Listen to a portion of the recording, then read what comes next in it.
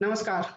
परख के आज के इस अंक में मैं आपसे ब्रह्म चेलानी के द्वारा लिखे गए एक लेख पर बातचीत करूँगा। इस लेख का शीर्षक है global war on terror with no tangible results है। यह ब्रह्म चेलानी एक जाने-माने लेखक हैं, टीकाकार हैं, अंतर्राष्ट्रीय मामलों पर इनकी विशेषज्ञता है। इनकी 9 से ज़्यादा किताबें प्रकाशित हो चुकी हैं और इनकी एक किताब water Asia's new battle ground को पुरस्कार भी मिल चुका है। ब्रह्म चेलानी अपने आज के इस लेख में अमेरिका के द्वारा अफ़गानिस्तान से अपने सैनिकों को वापस बुलाने के निर्णय की आलोचना करते हैं और उनका यह कहना है कि अमेरिका का यह निर्णय समझदारी से भरा नहीं माना जा सकता है, क्योंकि इसने पूरे विश्व के सामने वैश्विक आतंकवाद के खतरे को एक बार फिर से खड़ा कर दिया है। उनका यह कहना है कि पिछले 2 दशकों से अमेरिका अफ़गानिस्तान में संघर्ष कर रहा था और उसके कई सैनिक वहाँ पर मारे गए। तकरीबन 2448 सैनिक अमेरिका के मारे गए, उसके सहयोगी देशों के 1100 से ज़्यादा सैनिक मारे गए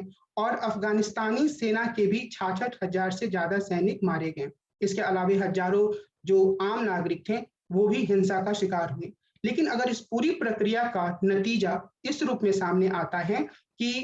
एक बार फिर से अफ़गानिस्तान में तालिबान का शासन स्थापित हो जाता है, तो इसे बहुत अच्छी रणनीति नहीं मानी जा सकती। इनका यह कहना है कि जो अमेरिकी राष्ट्रपति हैं बाइडेन, उन्होंने यह भी कहा है कि धीरे-धीरे करके वो इराक से भी अपनी सेना को हटाएँगे और उनका यह निर्णय इसलिए सही नहीं माना जा सकता, क्योंकि वो अपने सहयोगियों को एक तरीके से बिना भरोसे में लिए या उनको असहाय छोड़कर और या आतंकवाद के भरोसे छोड़कर अपनी सेना को वापस कर रहे हैं। और इस संदर्भ में वो भारतीय हितों का भी उदाहरण देते हैं और उनका यह कहना है कि अगर अफ़गानिस्तान में तालिबान जैसी सरकार वापस आ चुकी है, तो वो भारत में आतंकवाद के खतरे को बढ़ाने का भी काम करेगी और एक तरीके से भारत की चुनौतियों को भी बढ़ाएगी। चेलानी इस बात पर जोर देते हैं कि बहुत सारे जो टीकाकार हैं, वो पहले से ही यह मानते रहे हैं कि बाइडेन की विशेषज्ञता विदेश नीति में नहीं है और इस संदर्भ में वो यह भी उल्लेख करते हैं कि रॉबर्ट गेट्स जो एक सेक्रेटरी ऑफ डिफेंस थे जॉर्ज डब्ल्यू बुश जूनियर के समय में, उन्होंने 2014 में एक पुस्तक लिखी थी जिसमें उन्होंने यह कहा था कि पिछले 4 दशकों में बाइडेन ने लगातार यह साबित किया है कि उन्हें विदेशी मामलों की समझ नहीं है और वो कई बार गलत निर्णय लेते रहते हैं। इस संदर्भ में चेलानी एक बड़ी ही रोचक बात का भी उल्लेख करते हैं। उनका यह कहना है कि जब ओसामा बिन लादेन को मार दिया गया, तो ओसामा बिन लादेन के घर से कुछ दस्तावेज बरामद हुए। उसमें कुछ चिट्ठियाँ भी थीं। उसमें एक ऐसी चिट्ठी भी थी जिसमें कि बिन लादेन अपने सहयोगियों को, अल-कायदा के सहयोगियों को पत्र लिखे हुए थे और उसमें उन्होंने यह कहा था, बिन लादेन ने यह कहा था कि कुछ भी हो जाए, बाइडेन को निशाना नहीं बनाना है, क्योंकि यह संभावना है कि बाइडेन, और ये 2010 की चिट्ठी थी, कि बाइडेन जो है वो फिर से राष्ट्रपति बन सकते हैं या आगे चलकर राष्ट्रपति बन सकते हैं और अगर वो राष्ट्रपति बनते हैं तो उनकी जो गलतियां होंगी उससे काफी लाभ हो सकता है अल-कायदा को। तो ब्रह्म चेलानी एक ऐसे दस्तावेज का उल्लेख करते हैं जो कि आम तौर पर बहुत सारे लोगों को पब्लिक डोमेन में उपलब्ध नहीं है और उसके माध्यम से यह साबित करने की कोशिश करते हैं कि मौजूदा अमेरिकी राष्ट्रपति इस बात के लिए कुख्यात हैं कि वो विदेशी मामलों में लगातार भूल करते रहते हैं। इस संदर्भ में चेलानी का यह कहना है कि बाइडेन जिस तरीके से बुरे आतंकवाद और अच्छे आतंकवाद या ज़्यादा खतरनाक आतंकवाद और कम खतरनाक आतंकवाद के बीच में अंतर कर रहे हैं, वह भी सही नहीं है। और बाइडेन इस बात पर जोर दे रहे हैं हाल के दिनों में कि तालिबान उतना ज़्यादा खतरनाक नहीं है और तालिबान से ज़्यादा आईएसआईएस खुरासान खतरनाक है और हमारा पूरा ध्यान, यानी कि अमेरिका का पूरा ध्यान आईएसआईएस खुरासान को नियंत्रित करने पर होना चाहिए। चेलानी का यह मानना है कि यह अंतर पूरी तरीके से गलत है, क्योंकि तालिबान ने जो पहला काम किया वो यही किया कि उसने आईएसआईएस के कई लड़ाकों को जेल से रिहा किया और जो लोग तालिबान सरकार को संभाल रहे हैं उसमें ऐसे लोग हैं जिन पर आतंकवाद का आरोप है। अमेरिका में ने कई लोगों को, ऐसे लोगों को आतंकवादी घोषित किया हुआ है या कई लोग उसके जेलों में भी रहे हैं। तो इस लिहाज से तालिबान के बारे में यह मान लेना कि वो एक तरीके से नरम या कुछ हद तक अच्छे रूप का प्रतिनिधित्व करता है आईएसआईएस की तुलना में, चेलानी के अनुसार ये बिल्कुल ही गलत समझ है। चेलानी इस बात पर जोर देते हैं कि जो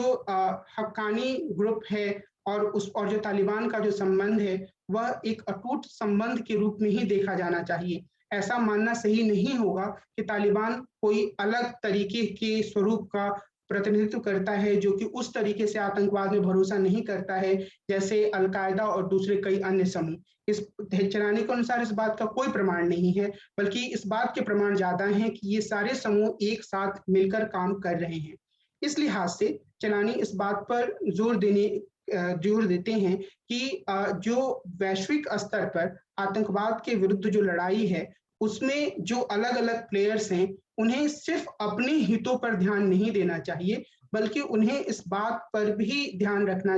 देना चाहिए कि जो दूसरे देश हैं, जो उनके साथी देश हैं या जहाँ अन्य देशों में लोकतंत्र है, उनके हित भी प्रभावित ना हों। अगर सिर्फ अपने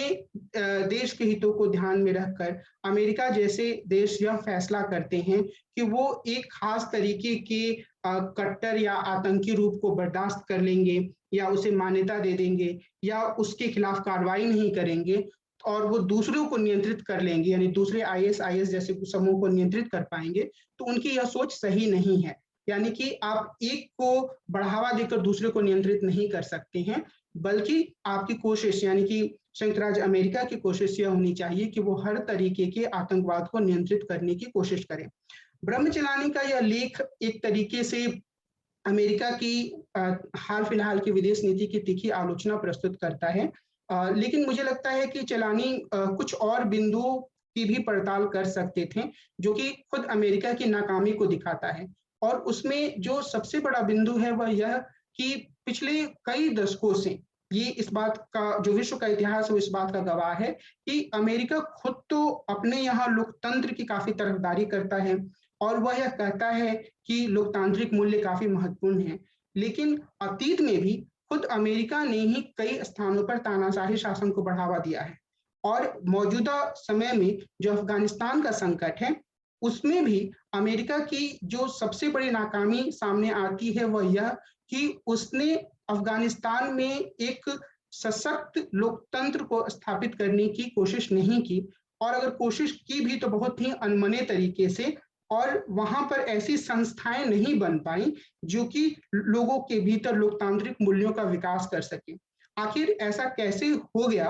कि सिर्फ 75,000 लड़ाकों के साथ तालिबान पूरे अफ़गानिस्तान पर हावी हो गया? तो इससे यही पता चलता है कि बाकी सारी चीज़ों के साथ यानी कि सैन्य सहायता सही तरीके से अमेरिका ने उपलब्ध कराया या नहीं कराया या खुद अफ़गानिस्तान के जो शासक अमेरिका ने चुने, वो इतने योग्य थे या नहीं थे, ये सारे प्रश्न तो अपनी जगह हैं और बहुत महत्वपूर्ण प्रश्न हैं। लेकिन यह बात निश्चित तौर पर सामने आती है कि अमेरिका ने अफ़गानिस्तान के भीतर लोकतांत्रिक संस्थाओं के विकास करने में या लोगों के भीतर लोकतंत्र के प्रति एक चेतना जगाने में एक गंभीर कोशिश नहीं दिखाई और उसी का नतीजा है कि एक छोटी शक्ति के रूप में एक प्रांत तक सीमित तालिबान पूरे अफ़गानिस्तान पर हावी हो जाता है। और मुझे यह लगता है कि इस बात पर भी ध्यान देने की ज़रूरत है, जिसकी तरफ चेलानी ध्यान नहीं देते हैं, कि जो आस-पड़ोस के देश हैं, वहाँ भी कुछ बुनियादी मूल्यों पर वैश्विक स्तर पर एक सहमति बने। ऐसा नहीं होना चाहिए कि अलग-अलग देश जो हैं सिर्फ़ अपने राष्ट्रीय हितों के आधार पर लोगों की नागरिक स्वतंत्रताओं के उल्लंघन को स्वीकार कर लें, आतंकवाद को बढ़ावा देने को स्वीकार कर लें और अगर सीधे तौर पर, साफ तौर पर यह दिखता है कि कोई देश ऐसा कर रहा है और यहाँ मेरा इशारा पाकिस्तान और चीन जैसे देशों की तरफ है, तो अंतर्राष्ट्रीय स्तर पर उस पे कैसे कार्रवाई की जा सकती है, संयुक्त राष्ट्र संघ के माध्यम से उन्हें किस तरीके से ऐसा करने से रोका जा सकता है या उन पर दबाव बनाया जा सकता है, इसकी भी कोशिश होनी चाहिए। बहरहाल जो चेलानी का यह लेख है, वह इसलिए महत्वपूर्ण है क्योंकि यह हमें अमेरिका की मौजूदा विदेश नीति की कुछ बुनियादी खामियों के बारे में बताता है कि किस तरीके से अमेरिका ने अगर अपने राष्ट्रीय हित से भी प्रेरित होकर काम किया है, तो दूरगामी रूप से यह उसके राष्ट्रीय हित के अनुरूप नहीं है, क्योंकि इसने पूरे दुनिया में एक तरीके से वैश्विक आतंकवाद के बहुत ही मजबूती से उभर कर सामने आने का खतरा पैदा कर दिया है। मुझे ये उम्मीद है कि मेरी इस छोटी-सी प्रस्तुति से आप ब्रह्म चलाने के लेख के कुछ महत्वपूर्ण बिंदुओं को समझ पाए होंगे और मेरी आलोचनात्मक टिप्पणियों से भी आपको इस लेख की कुछ सीमाओं को समझने में मदद मिलेगी। मैं यह उम्मीद करता हूँ कि आप आगे भी इस तरीके के जो जो प्रस्तुति है उस पर कुछ आलोचनात्मक टिप्पणियाँ देंगे, जिसे हम ज़्यादा बेहतर बना पाएँ और हम यह कोशिश करेंगे कि इस पूरे सिलसिले को आगे भी जारी रखें। तो मैं आज की इस प्रस्तुति को यहीं रोकता हूँ। अगले अंक में हम मिलेंगे और एक नए लेख की चर्चा करेंगे। नमस्कार।